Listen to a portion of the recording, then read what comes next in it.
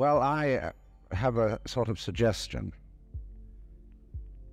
and that is this: that before we decide either to save the planet or to destroy it, we pause for a moment of silence. I don't mean that kind of grim silence which one observes when somebody says, such and such a famous person has just died, and we'll observe a moment of silence in his honor, and everybody frowns and thinks very serious thoughts. That's not silence at all. I mean real silence, in which we stop thinking and experience reality as reality is. Because after all, if I talk all the time, I can't hear what anyone else has to say. And if I think all the time, and by that I mean specifically talking to yourself subvocally inside your skull, if I think all the time, I have nothing to think about except thoughts. And so I'm never in touch with the real world.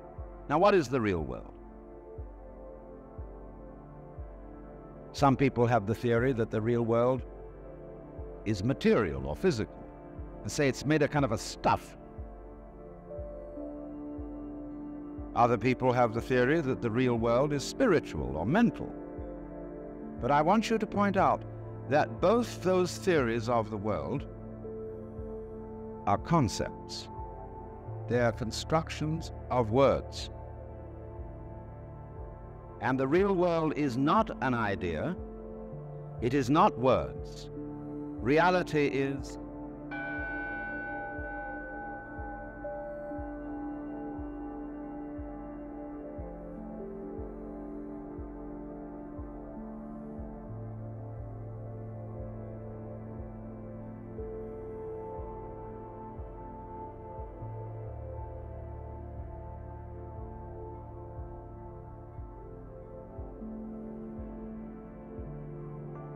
You'll find, therefore, that if you get with reality, all sorts of illusions disappear. And I will mention several illusions that have not this kind of existence.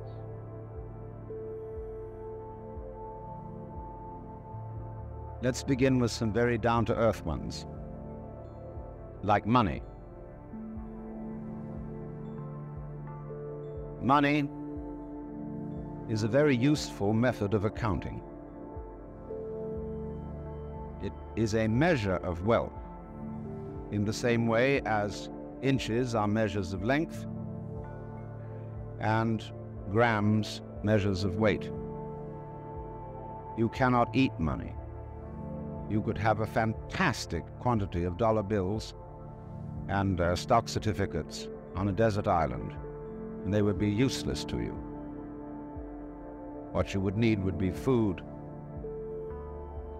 and animals and companions. Money simply represents wealth in rather the same way that the menu represents the dinner.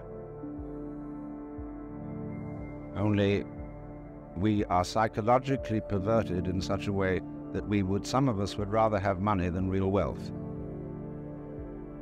But you know, you cannot drive in 5 cars at once, even though they be Cadillacs. You cannot live simultaneously in 6 houses, or eat 12 roasts of beef at one meal. There is a limit to what one can consume. So that's one of the sort of confusions I'm talking about. Another is that we confuse ourselves as living organisms with our idea of ourselves. That is to say, with a conception of myself which is called the personality or ego.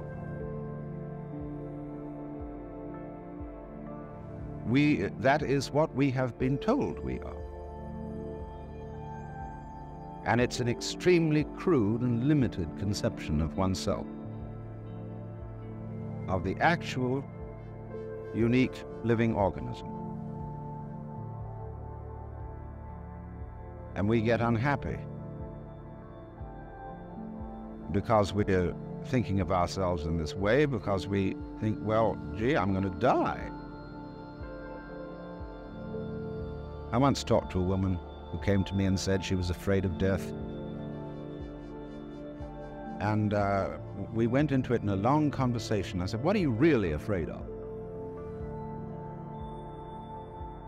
And she thought it over, and he said, do you know, what I'm going to be afraid of is what other people are going to say. They're going to say, poor old Gert, she couldn't last it through. Because you see, who you think you are is entirely dependent on who people have told you you are. You're not that. Then another thing that bothers us is time. Most people nowadays say, I have no time. Of course you don't. Because you're not aware of the present. You know, the present is represented on your watch by a hairline that is as thin as possible as is consistent with visibility. And so everybody thinks the present is, instead of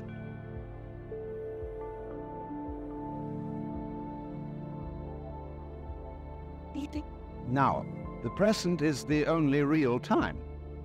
There is no past, and there isn't a future, and there never will be. We think ordinarily of the present as an infinitesimal point at which the future changes into the past. And we also do a terrible thing. We imagine ourselves to be results of the past. And we're always passing the buck over our shoulders, like when God approached Adam in the Garden of Eden and said, hast thou eaten of the fruit of the tree whereof I told thee thou shouldst not eat? And Adam said, this woman thou gavest me, she tempted me, and I did eat. And God looked at Eve and said, hast thou eaten of the fruit of the tree whereof I told thee thou shouldst not eat? And she said, the serpent beguiled me, and I did eat. And God, out of the corner of his eye, looked at the serpent. The serpent said nothing.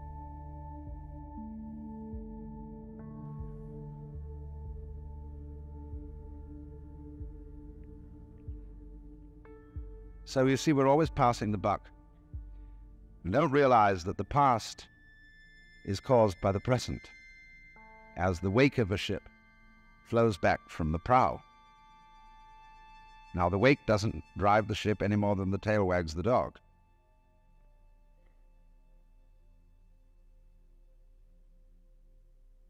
But we've all got excuses. My mother had a fit while she was carrying me in the womb. They didn't bring me up right. And then they go to the mother and say, how is it that you could have been so irresponsible with your children? And she says, well, it was my parents didn't bring me up right either. And so everybody passes the buck. But the truth of the matter is, it all begins here. This is where the creation begins. And you're doing it and won't admit it. Because, of course, you're all God in disguise. Jesus found that out, and they crucified him for saying so. So this is a very odd thing for Westerners to understand, and particularly for Americans. Because we are so fixated on the future. When we say we want to put something down, we say it has no future. Well, do you? Much better to have a present. Because if you don't, it's useless to make plans. Because when they work out, you won't be there to enjoy them. You'll be thinking of something else. So we realize that we are living out of now and throwing the past behind us.